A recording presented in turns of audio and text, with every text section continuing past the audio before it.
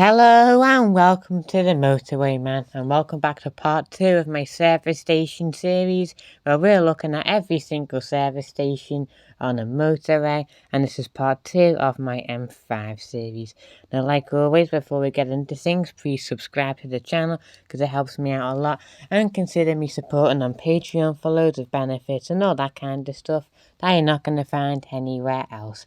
And also an additional congratulations to those 2 people that guessed the service station correctly in this week's game of Service Station Guess, so well done to you.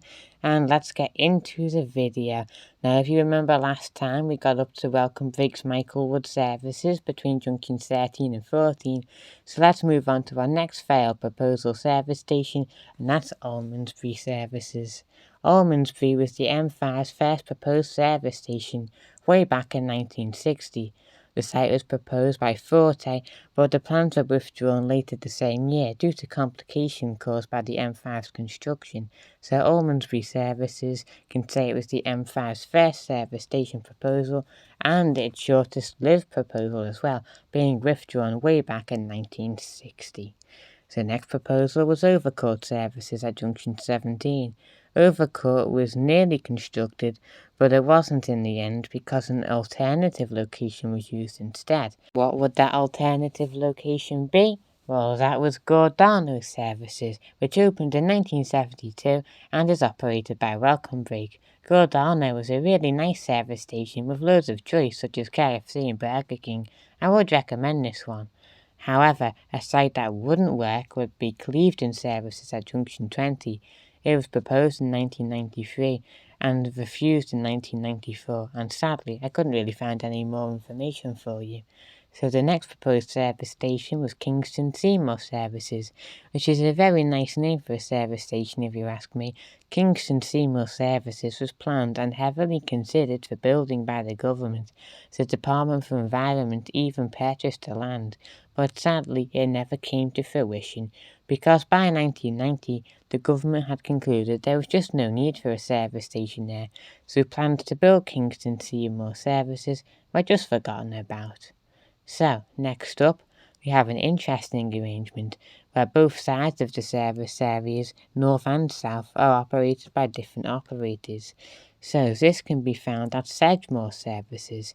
Edgemore North is operated by Welcome Break, and Edgemore South is operated by Roadchef. Now, I do like both sides, of course, but I believe the northbound is older and smaller, and the southbound is newer and more modern. So there you go. But they're both great, of course. So yeah, Edgemore Services, a really nice setup. So the next service station proposal would be East Bower Services. East Bower Services was proposed in 1997, but didn't last long at all, and was refused in 1998.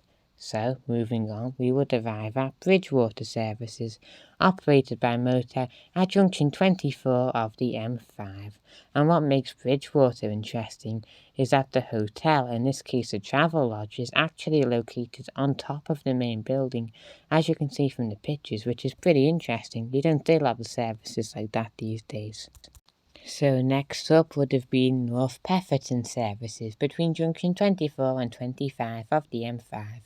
North Pefferton Services was never really that heavily considered because it was deemed that building a service station here would have no effect of the road and no benefit to drivers, so the location wasn't developed any more than just the idea.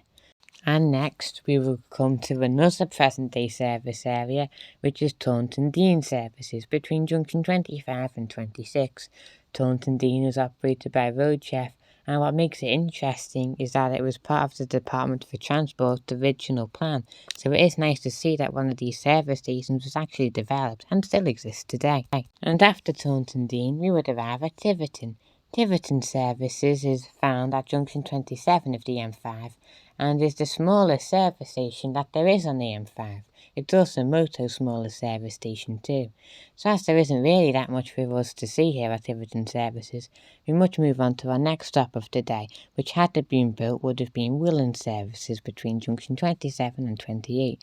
Willand Services was part of the original plan, but unfortunately wasn't developed, and now I think the old site's occupied by a theme park, which is pretty cool. But anyway, next up we found yet another present-day service station, which is Gordano Services at junction 28 of the M5. Gordano is operated by my favourite operator, Exeter, so obviously I'd recommend that one. And another good thing about it is that Gordano Services, it's good for train spotting because it's quite close to a railway. So if you like your train spotting, then Gordano Services is the site for you. It's also Exeter's smallest site and most southerly, so there's a few facts on that one there. Next up is Broadsale Small Services. Broadsale Small Services was proposed to sit between junction 28 and 29. The site was proposed as an alternative to other service stations, but in the end, Broadsale was never constructed. And yes, finally we do come to the last service station on the M5, and that's Exeter Services. Exeter is operated by Motor, and it's the most southern service station in all of the UK as well. And shortly after, we would arrive at the end of the M5, where it becomes the A38 and continues its journey to Cornwall. So there we have it, part 2 of every single service station ever of the M5. And as always, before we finish, I've got that little bit of nice information for you. So we'll start the services mile averages, so here we go. From the start of the motorway to Franklin Services, it's 11 miles. From Franklin to Streatham Services, it's 29 miles. From Streatham to Gloucester, 18 miles. Gloucester to Michaelwood is 15 miles. Michaelwood to Gordano is 16 miles. Gordano to one of the Edgemores is 19 miles. Edgemore to Bridgewater, 12 miles. Bridgewater to Taunton is 12 miles. Taunton to Tiverton is only 10 miles, Tiverton to Columpton is only 4 miles, Columpton to Exeter is 12 miles, and Exeter to the motorway's end is only a short 4-mile drive. So on average, on the M5 there is a service station every 14 miles, which is well delivering within the government target of every 30 miles, so congratulations M5, you passed that test. So next up we have the service station operators.